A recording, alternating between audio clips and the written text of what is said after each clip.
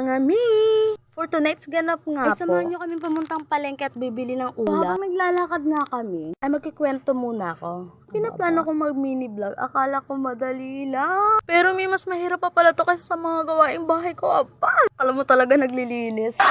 Siguro mga 14 years old ako, nagpaplano akong mag-mini vlog. Kasi minong mga panahon na yung galang-gala ako, ay, ang ulo ng magulang, saway na anak, singgera, barkadista. Pero lahat na yun, pinagsisihan ko na ngayon, mga pag nakikita kong naghihirap yung mama ko. Pero wala naman akong magawa kasi hindi ako nagtapos. Kasi nung pinapaaral, hindi nagseryoso. Pero dahil sa pangarap ko sa kanila, tinanggal ko yung hiya ko ngayon, mga mi. Aminin nyo, diba, nakaka-inspire. Yung mga famous at successful na mga vlogger ngayon, may kanya-kanya din palang hirap na pinagdaanan. Kasi sa pag-vlog pala, kailangan tanggalin yung hiya, yung arte. Dito hindi ka na naka-only me. Hindi ka na rin naka-private. Papanood ka ng buong mundo, mga mi. To be honest, mga mi, hindi to yung unang edit ko ng vlog. Hindi ko lang ma-upload kasi hindi ko alam kung paano mag-uumpisa, kung ano ika-caption ko, kung may manonood ba, kung may susuporta ba sa akin. Pero na-realize ko, paano ko malalaman kung hindi ko susubukan, diba? Kung walang manood, edi thank you. Kung meron man, edi sobrang thank you. Mas nakakatawa lang isipin, may isang taong nakasuporta sa akin ngayon. Nasabayan pa yung trip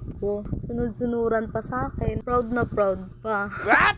Masoy, labas. Hello, love. Landi. O diba ang pogi? O diba ngayon alam mo na, proud ako sa'yo. Akala niya kasi mga may kinakahiya ko siya. Pero love, kalma ka lang. Mahal na mahal kita. Ang landi talaga. Siya nga pala ang aking bana. Yagid, jowa, may bahay, housemate. Ay basta bahala na kayo mamili. Tapos na yung video, hindi ko pa nasasabi mga mi. First upload ko to ng mini vlog. Lakas ng loob ko, no? Tapos yung followers ko nasa 5K lang. Yung viewers ko wala pang 1,000. Malay ko naman, diba? Why not? Baka ibigay ni Lord.